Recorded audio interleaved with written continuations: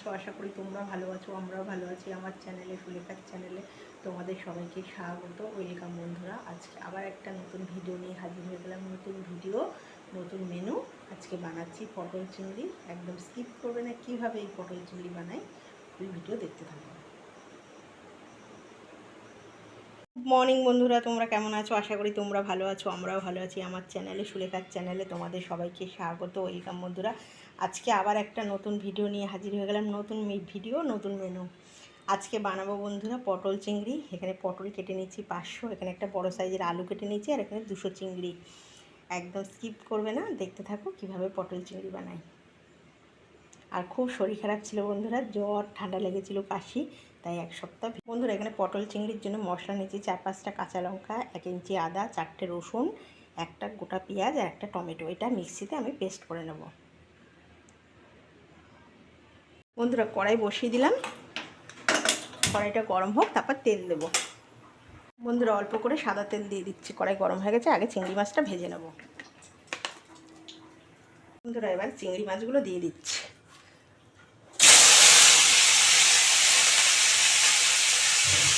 লবণ হলুদ দেবো,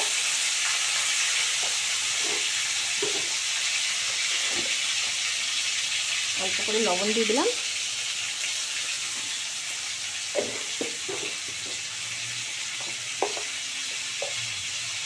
অল্প করে হলুদ দিয়ে দেবো, দিয়ে চিংড়ি মাছটাকে আগে খুব সুন্দর করে ভেজে নেবো। বন্ধুরা চিংড়ি মাছ ভাজা হয়ে গেছে, এবার তুলে নেবো। তোমরা জানো চিংড়ি মাছ বেশি ভাজলে হাঁড়ি হয়ে যায়। এই যে লবণ হলুদ দিয়ে একদম চিংড়ি মাছটা ভেজে নিলাম।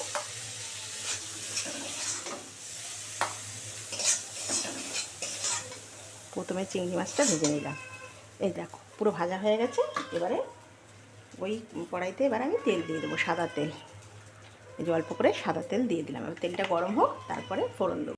তেল গরম হয়ে গেছে, এবার অল্প করে সাদা জিরে ফোড়নে দিয়ে দিলাম। এই যে অল্প করে ছোটো চামচের 1 চামচ আর 2টো তেজপাতা ফোড়নে দিয়ে দিলাম।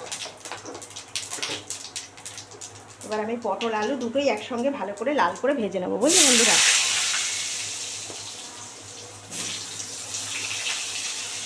একদম মানে ঘরোয়াভাবে তোমাদের দেখাচ্ছি।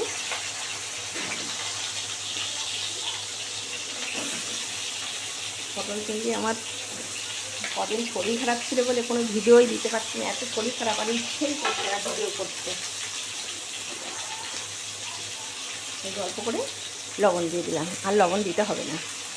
বড় চামচের 1/2 চামচ লবণ দিয়ে দিলাম, দিয়ে দেবো। দিয়ে এটাকে ভালো করে সুন্দর করে ভাজতে হবে লাল করে। অল্প করে হলুদ দিয়ে দিলাম, দিয়ে একদম ভালো করে পটল আলুটাকে একদম গ্যাস কমিয়ে কমিয়ে লাল করে ভাজতে হবে। যত ভালো ভাজা হবে বন্ধুরা, তত খেতে টেস্ট হবে।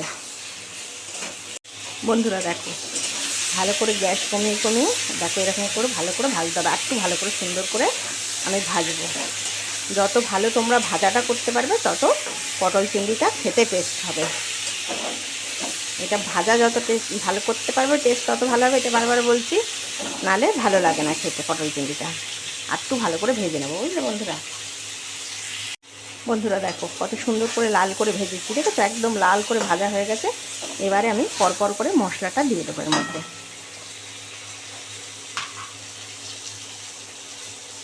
প্রথমে দেবো জিরের গুঁড়ো 1 চামচ, ছোটো চামচের 1 চামচ ধনের গুঁড়ো। তারপরে দেবো একটা কাশ্মীরি রেড, এই যে কাশ্মীরি রেড দিয়ে দিলাম। এটা কিন্তু কালারের জন্য আমি কাঁচা লঙ্কা বাটা দিচ্ছি।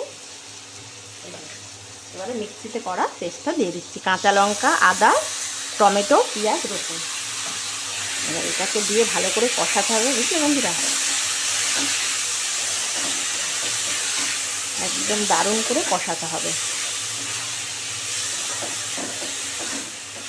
যতক্ষণ না তেল ছাড়ছে।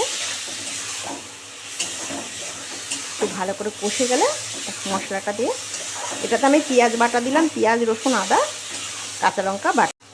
বন্ধুরা দেখো কত সুন্দর কষানো হয়ে গেছে মশলাটা, ভালো করে যেন কাঁচা পেঁয়াজ আর রসুনের যেন গন্ধ না লাগে। এবার এর মধ্যে চিংড়ি মাছটা দেবো, দিয়ে একটু ভালো করে কষাবো। ভাজা চিংড়ি মাছটা দিয়ে দিচ্ছি, একটু বাটিটা ধুয়ে অল্প করে জল দিয়ে দিচ্ছি।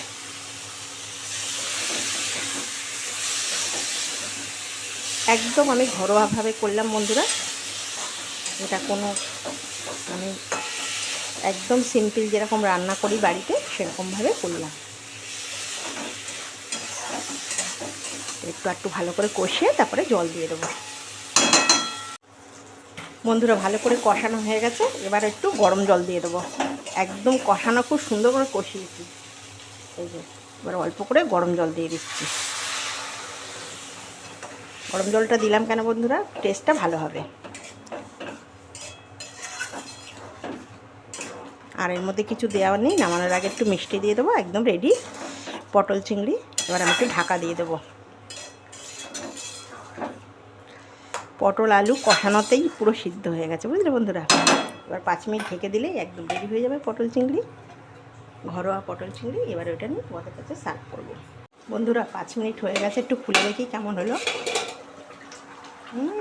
ভালো গন্ধ বেরিয়েছে, দারুণ সেন্ট বেরোচ্ছে। এই যে আলু পটল সব একদম ভালোভাবে সিদ্ধ হয়ে গেছে।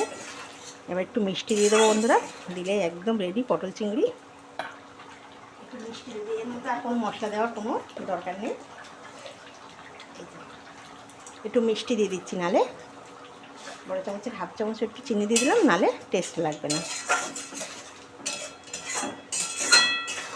ব্যাস, এটা আর ঢাকা দেবো না। বন্ধুরা একদম রেডি হয়ে গেল চিংড়ি পটলের রেসিপি। এইভাবে বানাবে একটা অসাধারণ, একটা মানে সাধারণ রান্না, খেতে কিন্তু খুব অসাধারণ। বন্ধুরা একদম রেডি হয়ে গেল পটল চিংড়ি। এই পটল চিংড়ি যদি তোমাদের ভালো লাগে প্লিজ একটা লাইক করে দিও, সাবস্ক্রাইব করে দিও, আর বন্ধুদের সঙ্গে শেয়ার করে দিও। আর খুব সাবধানে থেকো, ভালো থেকো। প্রচণ্ড বৃষ্টি হচ্ছে বন্ধুরা, আর প্রত্যেকটা বাড়িতেই জ্বর হচ্ছে, খুব খুব ভালো থেকো, সাবধানে থেকো। আর কেমন লাগলো আমার এই পটল চিংড়ি অবশ্যই আমাকে কমেন্ট করে জানাবেন। তোমাদের এই পটল চিংড়ি কেমন লাগলো। একদম রেডি হয়ে গেল পটল চিংড়ি। এই পটল চিংড়ি যদি তোমাদের ভালো লাগে প্লিজ একটা লাইক করে দিও, সাবস্ক্রাইব করে দিও, আর বন্ধুদের সঙ্গে শেয়ার করে দিও বন্ধুরা। আর কদিন ধরে আমার খুব শরীর খারাপ ছিল, জ্বর ঠান্ডা লেগেছিলো, তাই কদিন এক সপ্তাহ ভিডিও দিতে পারিনি, তাই জন্য তোমাদের কাছে ক্ষমা চেয়ে নিচ্ছি বন্ধুরা। এবার ঠিকঠাক ভিডিও আসবে। আর আরেকটা কথা, অমাবস্যা লেগে গেছে, খুব সাবধানে থাকবে যারা অমাবস্যা করছো, মা কাকিমা ঠাকুমারা, যারা সাবধানে অমাবস্যা করবে আর ভালো থাকবে।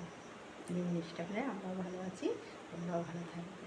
আর আমার পটল চিংড়ি কেমন লাগলো অবশ্যই আমাকে কমেন্ট করে জানাবে বন্ধুরা। আর যারা যারা কমেন্ট করছে তাদেরকে অসংখ্য ধন্যবাদ ও ভালোবাসা আমার পাশে থাকার জন্য। নমস্কার বন্ধুরা, খুব ভালো থাকবে।